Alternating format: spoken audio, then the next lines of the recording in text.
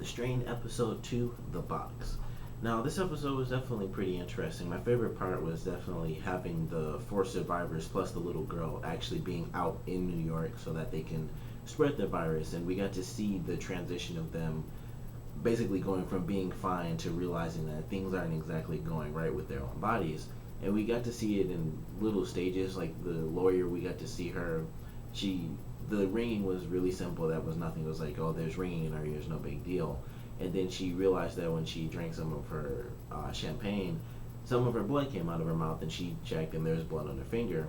And you could tell, like when I was watching the scene where she was at the table with the rock star and his manager, her eyes looked like they were about to explode or something because they were just red. They were kind of blue, like their eyes. Pretty much all the people who were infected, their eyes kind of changed a little bit, and it was almost blue. And then basically, like the iris was blue and everything else was red because it was filling with blood.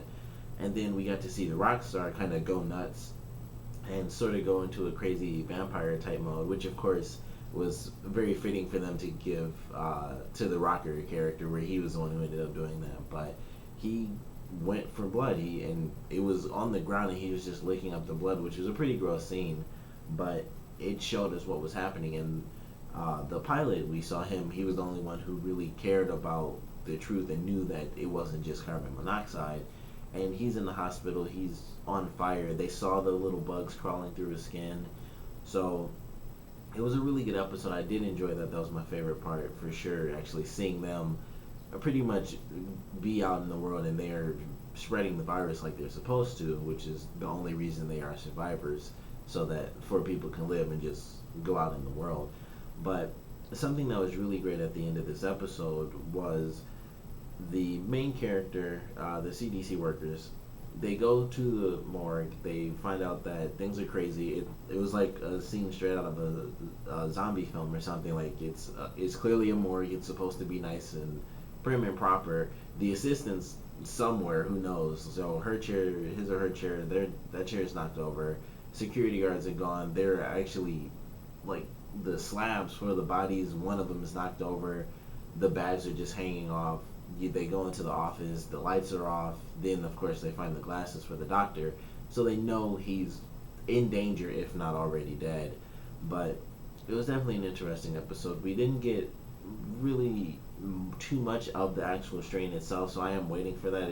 That did kind of disappoint me. I thought once the last episode ended, this was gonna be the one where it basically spread. It was, and it is beginning to spread, but it's really, really early. Like all those bodies getting up in the morgue in the first episode, I thought you got a guy with like organs coming out and a woman with her head chopped off, like her brain sticking out and stuff like that. You think that type of stuff would kind of make the news, but for all we know, they could be healed already. Like they could have eaten that one guy, the coroner, or yeah, the coroner at the morgue. They could have eaten him, and that basically heals them, much like vampires, because that is one of the things. It does seem like that they crave blood, so it does give them a vampire-esque feel to them, but they aren't exactly hiding or anything. They're just like creepy monsters that kind of just go for blood like vampires. So they could be healed, and they could just be out walking around and stuff. We got to meet one of the new characters, the pest control guy. I like the little bit we got out of him. He seems like a funny character based off of what he did when he actually shut down the restaurant. And like the people were laughing at him, which I thought was so weird. I'm like a guy comes out like, hey, he comes out of the back saying like we gotta close this down based off of like the FDA and stuff like that, or whatever it is. I wouldn't just be like, that's hilarious. Like people don't just come out like that and for no apparent reason. I thought it was just dumb of everyone there, but he's like, okay, nobody's listening, and he pulls that rat out. And I love how he did it because he was like, excuse me, miss, and he just shows her the rat, and she like freaks out. So I thought that was nice. I thought that was a really funny scene. So we don't really get any about him. We don't know his name. We don't really know anything about him except he has that little cat that comes to his window that he feeds, and he's a pest control guy who may or may not know martial arts based off of how he was like trolling the stick in the beginning of the episode. He might have just like random martial arts skills or something, or he could have just done that to do it because it's not that hard. But he's a main character. He's going to be a main character. I feel like he's gonna have a lot of resources that the main characters are gonna end up using, and he's gonna be one of the people who helps basically other humans survive because he already has these skills. Even though it's with just pest control, with him having that big stick that he twirled around, it's clear that he deals with pests of all sizes. It's not just like, oh, you guys have rodents or something. It's like he deals with animals and things like that, like big animals like dogs and stuff like that. So he might have some tools and might be a little bit of know-how that he has to transition into taking on these creatures, but he basically already has a bunch of random weapons that he would typically only use against uh, wild animals, but now he'll have to use it against like people that have turned into monsters. So I'm excited to see where his character actually goes and get any information on him, honestly, because like I said, we don't even get his name, and if we do, I completely missed it. But I'm pretty sure the one person he talked to in the entire episode didn't say his name, so I don't think we really got anything on him. We had some more stuff with the main character that, admittedly, I'm not too fond of the main character. I don't think he sucks. I just don't think he's like ultra compelling. It's like, admittedly, with the series being the strain and it focusing on this crazy CDC mess and stuff, I prefer that far more than his personal life. Honestly, the stuff about him actually having been an alcoholic I thought was more entertaining than him actually battling to have custody of his child. I thought that was more compelling than him like seeing the guy in his old house and stuff. But it's a part of the series. I'm assuming it's gonna come into play that he's gonna have to save his family. Or I feel like that's just how it's gonna go. Or he'll lose his entire family to the virus because he can't. There's no way he can just stop it himself. So it's either gonna be he's gonna have to save his family, or he's gonna lose his family, and he's dealing with this stuff. And I have to assume that things aren't really gonna get crazy for another couple episodes. Maybe 2 or 3 more episodes. Things aren't really gonna go insane, but I'm hoping they do because that's really what I want to see. That I didn't expect even the first episode to be what it was. I thought it was just going to be the virus is out there and it's people surviving, kind of like just a horror movie where they're trying to survive. But I do like the mystery that surrounds it, so I actually do it. I did enjoy that more this episode now that I'm used to what the show's going to be, where it's going to be that sort of build up to the virus spreading naturally. But hopefully it doesn't get super slow because I feel like, and I found out earlier that there are only 13 episodes this entire season. And if this entire season goes and then like the 13th one is where things get crazy, which I don't think it will because based off of the promo they had last week where it was like this is what's happening this season, I know for a fact that they aren't gonna wait throughout the entire season and be like in the last episode like now things are going crazy. Things are gonna get crazy fairly soon. I'm hoping it's sooner rather than later. Like I said, it's 13 episodes. This is our second episode, so they've had, I think, 3.5 hours or something like that, because the first one was an hour and a half or maybe 2 hours. So they've already had 3 hours worth of content.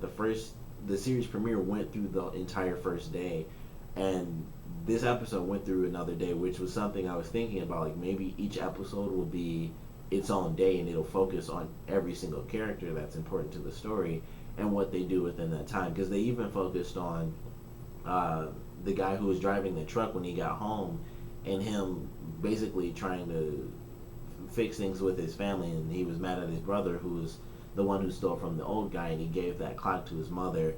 So they even focused on them a little bit and gave a little backstory on how that character was in prison and how his younger brother was the only one who was there. And even though he was the only one there to take care of their mother, he was using her paycheck to buy drugs and shoot up and stuff. So I actually enjoyed that scene because the actor who played his younger brother, I thought he did a good job because he just kind of like burst into tears because he was so mad. And I just thought that was a really cool scene. So I do like the aspect of how it jumps from all these different characters within this time span. And it, like I said, it kind of gave the sense that each episode will be like, this is what happened from the beginning of the day to the end of the day, because this one also ended at night. And it also, ironically, it also ended with the same two characters, because the first episode ended, if I remember right at least, it ended with the man and his daughter, and this episode ended the same way, where she actually killed him in this one.